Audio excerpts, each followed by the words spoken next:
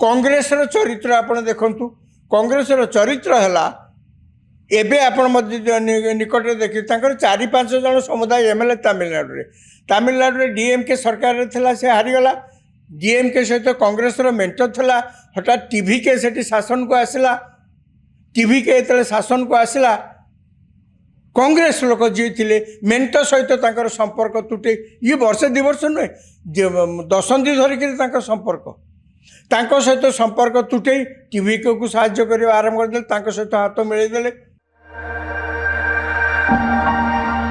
एमती छोट छोट दल जहाँकर गोटे दुईटा कार मोटे नहीं या नहीं जदि मेंट आप प्रथमे आप आत्मसमीक्षा करूँ जे जो युद्ध क्षेत्र को आम जाऊे शत्रु पक्ष को आपण प्रथमे अनुध्यान करने दरकार आकलन करने दरकार आजिका दिन में बीजेपी और नरेंद्र मोदी व्यक्तित्वता मिसिकी अच्छी एवं से आजिका दिन में गोटे इलेक्शन ने जितिया गोटे विराट मेसीन बोलिक कह पड़ो से भाव में कौन जगह निर्वाचन को जीवा पूर्व कौन निर्वाचन को जीवा पूर्व तांको भितर प्रस्तुति एते मजबूत एते टाण करती जो कि शत्रुपक्ष तादेह पशिया कष्ट ममता बानर्जी को गादीच्युत करने आप भावतु गला 10 वर्ष धरिक बीजेपी से ही कम अच्छी ये सहज कथा नुहे गोटे गणतांत्रिक व्यवस्था रे गोटे राजनैतिक दल को क्षमतार हटेबा आपड़ से प्रस्तुति नथले करें ना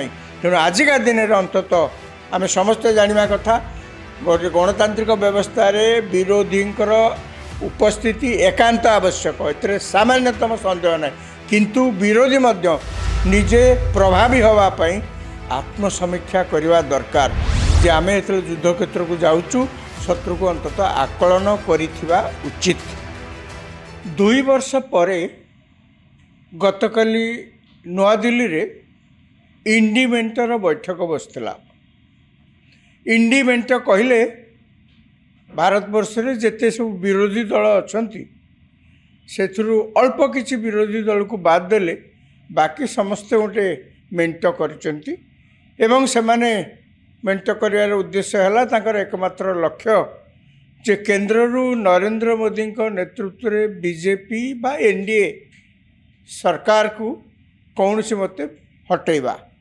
एवं यही मीटिंग रे इंडी मेंटर जो मीटिंग होता से 23टी राजनैतिक दल प्रतिनिधि माने जोग देथिले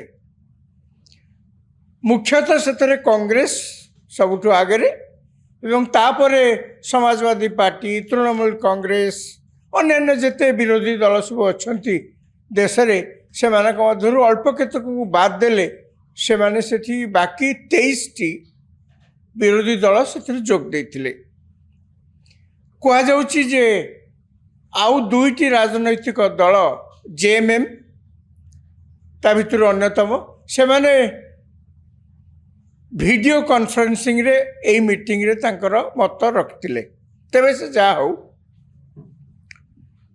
मीटिंग परे ए मीटिंग पूरी 2 वर्ष परे हैला मीटिंग परे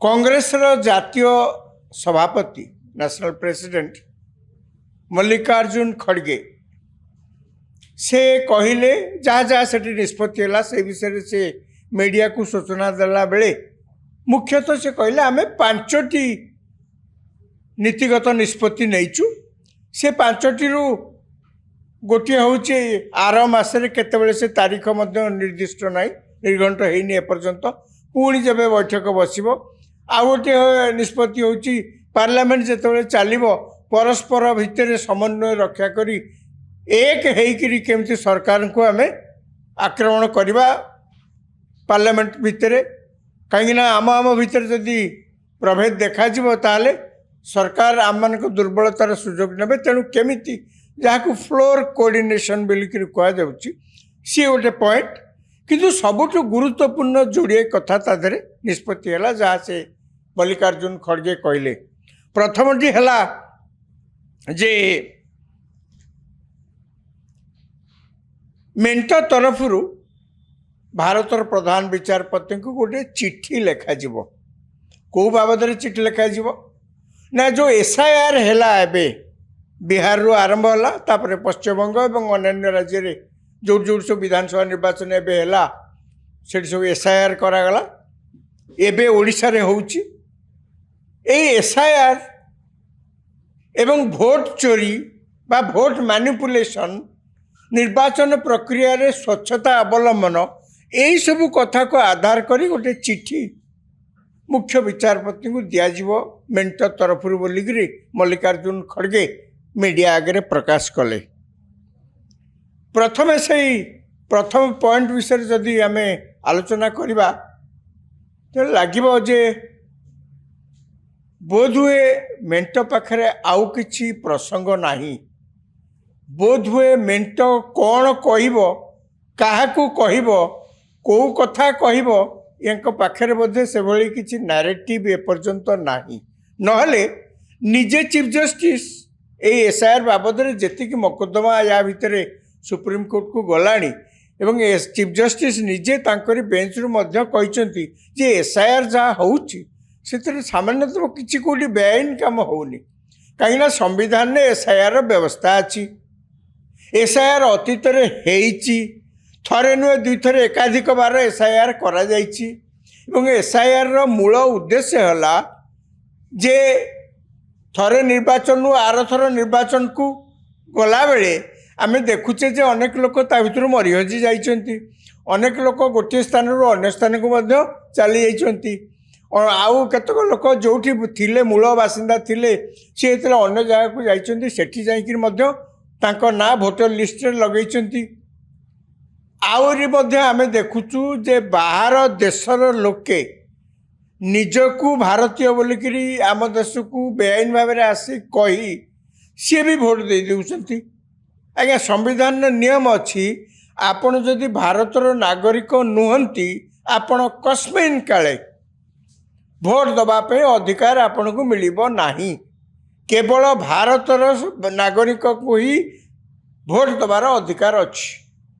କିନ୍ତୁ ଆମେ ଦେଖୁଛେ ଅନେକ ଲୋକ, ଏବେ ତ ଆମେ ଦେଖିଲେ ପଶ୍ଚିମବଙ୍ଗରେ କିଭଳି ଭାବରେ ବାଂଲାଦେଶରୁ ବେଆଇନ ଭାବରେ, ସବୁଠି ତ ବର୍ଡ଼ର ସୀମା ଏକଦମ ପୁରା ସିଲ୍ ହେଇକିରି ନାହିଁ, ଭାରତ ବାଂଲାଦେଶ ଭିତରେ ଯେଉଁ 2000 କିଲୋମିଟରରୁ ଅଧିକ ବର୍ଡ଼ର ଅଛି, ସେ ବର୍ଡ଼ରର କେତେ ଜାଗାରେ ଏବେ ବି ଫାଙ୍କା ପଡ଼ିଛି।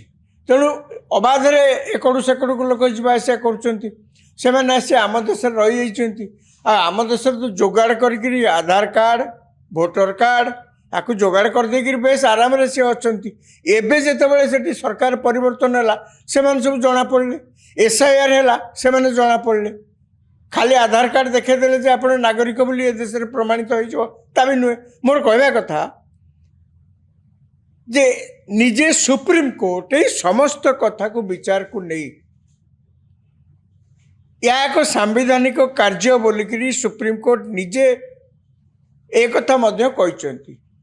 ଏବଂ ଏ ଯେଉଁ ଭୋଟ ମ୍ୟାନିପୁଲେସନ୍, ଏହାର ଅର୍ଥ ମଧ୍ୟ କିଛି ନାହିଁ। କ'ଣ ଭୋଟ ମ୍ୟାନିପୁଲେସନ୍ ମାନେ ଆପଣ ବୁଥରେ ଯାଇକରି ଭୋଟ ଦେବେ, ଆପଣଙ୍କ ତରଫରୁ ମୁଁ ଯାଇ ଭୋଟ ଦେଇଦେବି, ଏଇଟା ତ ଆଜ୍ଞା କେଉଁଠି ସମ୍ଭବପର ନୁହେଁ। କାହିଁକିନା ଗୋଟେ ବୁଥରେ ଖାଲି ତ ମୋରି ଲୋକ ବା ଗୋଟିଏ ନିର୍ଦ୍ଦିଷ୍ଟ ରାଜନୈତିକ ଦଳର ଲୋକ ନଥାନ୍ତି।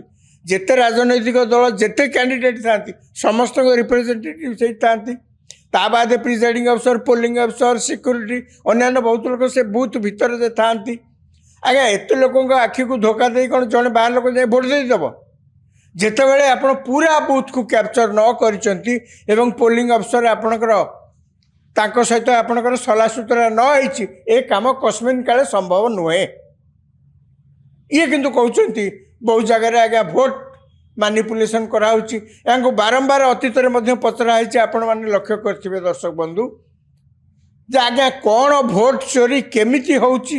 ସେ ଇଲେକ୍ଟ୍ରୋନିକ୍ EVM ମେସିନ୍ରେ ଆପଣ ଜଣେ ପ୍ରାର୍ଥୀଙ୍କୁ ଭୋଟ ଦେଲେ, ତାଙ୍କ ସପକ୍ଷରେ ବଟନ୍ ଚିପିଲେ, ସେ ଭୋଟ ତାଙ୍କ ପାଖକୁ ନ ଯାଇକିରି ଆଉ କାହା ପାଖକୁ ଯାଉଛି ବୋଲି ଯେଉଁ ଆପଣ ଅଭିଯୋଗ କରୁଛନ୍ତି, ଏଇଟା କେମିତି କେଉଁ ଆଧାରରେ ଅଭିଯୋଗ କରୁଛନ୍ତି, ୟାର ସତ୍ୟାସତ୍ୟ କ'ଣ ତାକୁ ହେଲେ ଟିକେ କୁହନ୍ତୁ। ସେ କଥା ନାହିଁ। କିନ୍ତୁ ସେ କହିଲେ ଆମ ମେଣ୍ଟ ତରଫରୁ ଆମେ ନିଷ୍ପତ୍ତି ନେଇଛୁ, ମୁଖ୍ୟ ବିଚାରପତିଙ୍କ ଦୃଷ୍ଟି ଆକର୍ଷଣ କରିବୁ, ସେ ସମ୍ପର୍କରେ ଆମେ ଗୋଟେ ଚିଠି ଦେବୁ। ଠିକ୍ ଅଛି, ଏ ତାଙ୍କ ମର୍ଜି, କାହାର କିଛି କହିବାର ନାହିଁ। ଦ୍ୱିତୀୟ ନିଷ୍ପତ୍ତି, ୟା ଭିତରେ ନିଟ୍ ପରୀକ୍ଷା ଏବଂ ଅନ୍ୟାନ୍ୟ ଜାତୀୟ ସ୍ତରର ପରୀକ୍ଷା ଯେଉଁଥିରେ ଲକ୍ଷ ଲକ୍ଷ ପିଲାଙ୍କର ଭବିଷ୍ୟତ ଜଡ଼ିତ। ଦୁର୍ଭାଗ୍ୟବଶତଃ ଏହିସବୁ ପରୀକ୍ଷାରେ ଦେଖାଯାଉଛି କିଛି ବର୍ଷ ହେଲାଣି ଲଗାତାର କେଉଁଠି ନା କେଉଁଠି ଗଳା ବାଟ ଖୋଜିକିରି ଯେଉଁମାନେ ବ୍ୟବସାୟୀ ଲୋକମାନେ ଅଛନ୍ତି ସେ କ୍ୱେଶ୍ଚନ୍ ପେପର୍ ଲିକ୍ କରିଦେଉଛନ୍ତି। ମୋଟାମୋଟି କହିବାକୁ ଗଲେ ପରୀକ୍ଷାରେ ଯେଉଁଭଳି ସ୍ୱଚ୍ଛତା ରହିବା କଥା ରହୁନାହିଁ। ଏଇଟା ଏଥିରେ କିଛି ସନ୍ଦେହ ନାହିଁ।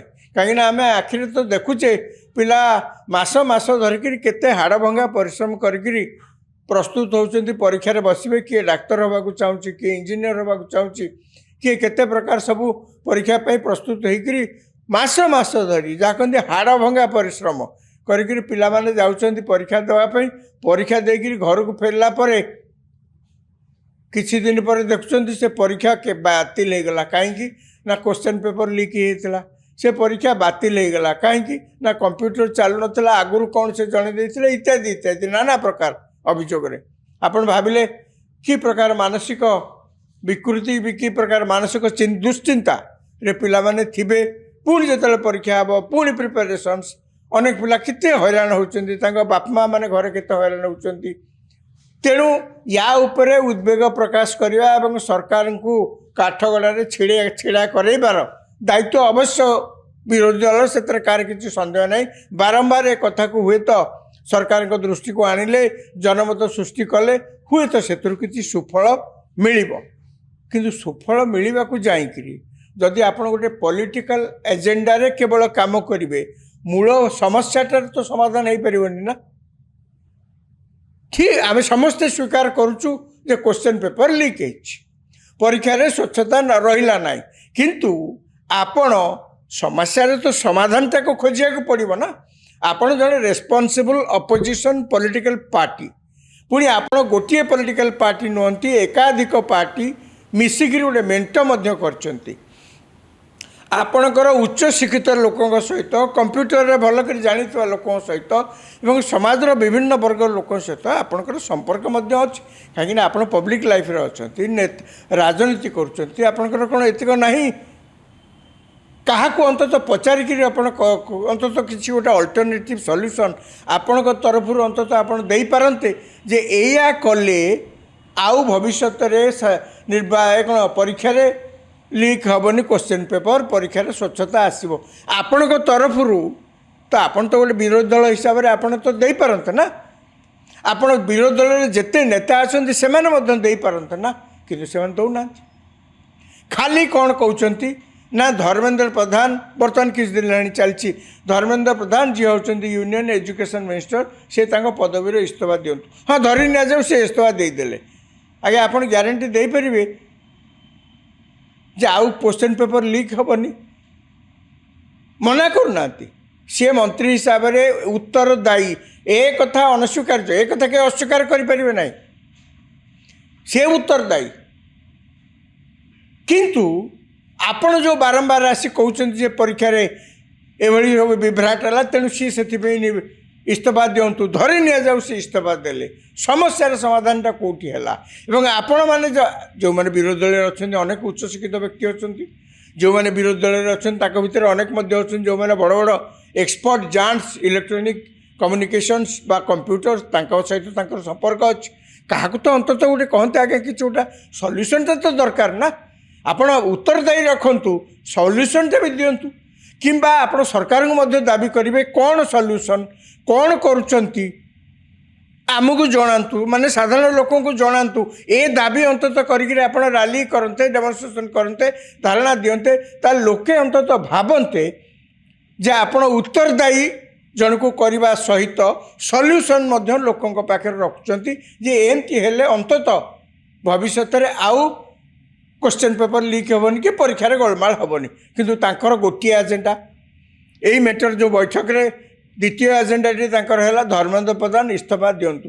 ସତେ ଯେମିତି ଧର୍ମେନ୍ଦ୍ର ପ୍ରଧାନ ଇସ୍ତଫା ଦେଇଦେଲେ ସବୁ ସମସ୍ୟାର ସମାଧାନ ହେଇଯିବ। ଆଜ୍ଞା ଉତ୍ତରଦାୟିତ୍ୱ କଥା କେହି ଅସ୍ୱୀକାର କରୁନାହାନ୍ତି।